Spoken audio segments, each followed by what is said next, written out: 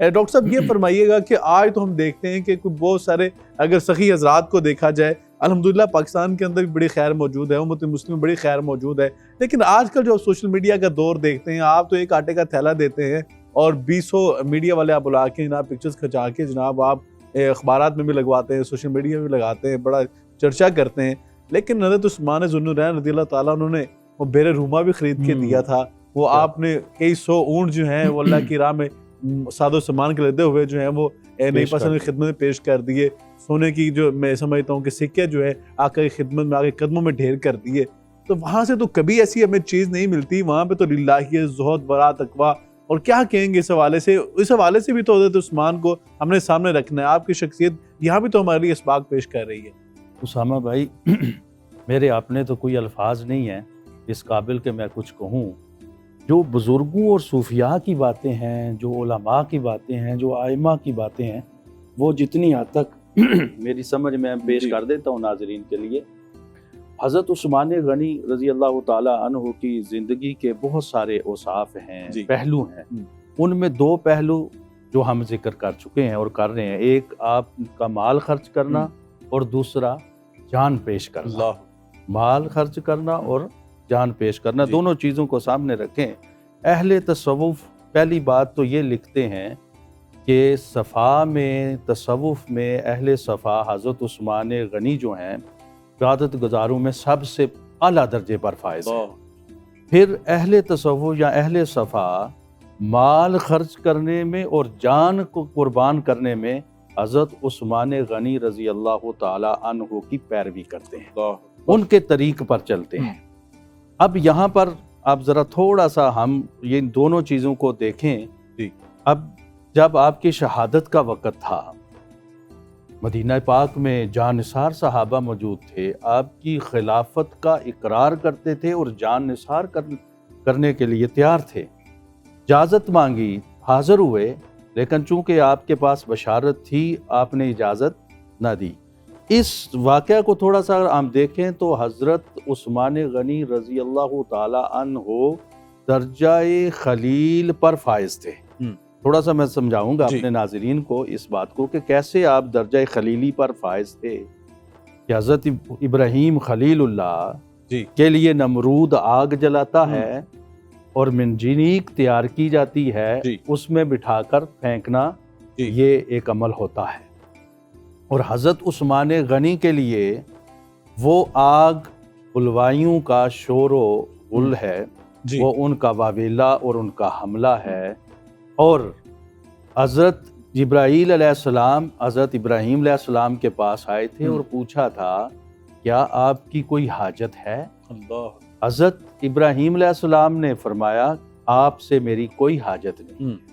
پھر انہوں نے اگلا پیغام دیا کیا اللہ سے کوئی حاجت ہے؟ تو آپ نے حضرت ابراہیم نے عرض کی اپنے رب کی بارگاہ میں کہ میرا رب میرے حال کو جاننے والا ہے اور وہ مجھ سے بہتر دانا ہے، جو وہ جانتا ہے وہی اس کے علم میں ہے اور وہ تدبیر فرمانے والا ہے۔ ادھر حضرت عثمان غنی ہیں، حملہ ہونے والا ہے، حضرت حسن سیدنا امام حسن المجتبی حاضر ہوتے ہیں اور صحابہ بھی آپ کے ساتھ ہیں سننے کے لیے کہ کیا گفتگو ہوتی ہے۔ آپ حضرت عثمان غنی سے یہ گزارش کرتے ہیں کہ آپ خلیفہ برحق ہیں، ہم آپ کے جان نثار ہیں، آپ کا حکم ہو تو ہم ان کے لیے جو یہ جہاں بلوائی آئے ہیں ان کا خاتمہ کر دیتے ہیں۔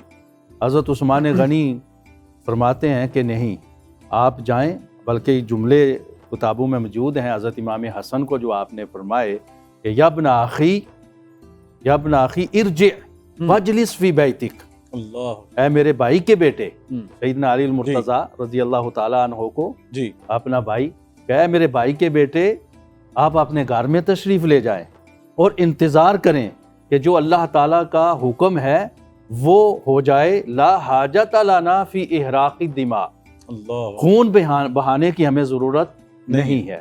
اب اس تناظر میں اگر دیکھیں تو حضرت عثمان غنی کا صبر اور حضرت ابراہیم کا صبر، یعنی کہ دیکھیں کہ کیسے امت کے اندر انتشار کو روکا جا رہا ہے۔ ہاں جی، وہ یہاں ایک جملہ کہہ کے میں اس پہ بھی آتا ہوں کہ حضرت عثمان غنی درجہ خلیل پر کیسے ہیں، حضرت ابراہیم منجنیق میں بیٹھے ہیں رب کی رضا کے لیے، حضرت عثمان غنی گھر میں بیٹھے ہیں کہ رب کی رضا کے جی۔ لیے، اور ادھر حضرت جبرائیل آتے ہیں پیغام لے کر، جی۔ حضرت امام حسن ادھر پیغام اللہ۔ لے کر آتے ہیں، ادھر آگ جلائی گئی اور منجنیق تیار جی۔ کی، اور ادھر واویلا ہو رہا ہے بلوائیوں کا۔ یہ ساری مثالیں اسی کے عین مطابق ہیں، لیکن نتیجہ کیا ہوتا ہے؟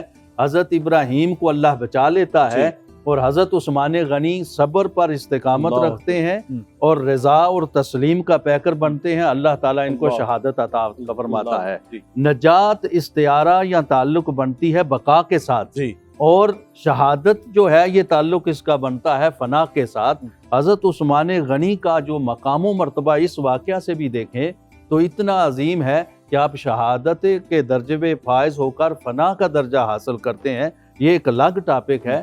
تو حضرت سیدنا عثمان غنی رضی اللہ تعالی عنہ نے جو تاجروں کو بھی ایک رول ماڈل دیا، جی۔ جو پیکر کا بھی ایک رول بالکل۔ ماڈل دیا، ان کے بارے میں، تجارت کے بارے میں آپ کے لکھتے ہیں آئمہ کہ آپ رضی اللہ تعالی عنہ نے کبھی پرانی چیز نہیں خریدی تھی، اللہ۔ وہ چیز خریدتے تھے جو اس کا آگے فیوچر میں استعمال ہوتا تھا، ساری بات اتنی ہے کہ نگاہ آپ وسیع دیکھیں نا ہوتی کہ تھی۔ اگر آپ ان کے وہ پورے پیراڈائم کو پڑھیں ان کے جی تجارت ہاں۔ کے، تو سچی بات ہے کہ تو آج تو جو بڑے بڑے تاجر جو ہیں وہ تو حضرت ان کے لیے عثمان بہت ذو بڑے النورین رول کی ماڈل تجارت، ہیں۔ حضرت عبد الرحمن ابن عوف ہو گئے، جی۔ حضرت عثمان ذو النورین رضی اللہ تعالیٰ عنہ ہو گئے، ان کے جو میں سمجھتا ہوں کہ طور طریقے سے تجارت کے اس کو سامنے رکھ کے وہ اپنی تجارت کو بہترین اور ترقی یافتہ بنا سکتے ہیں۔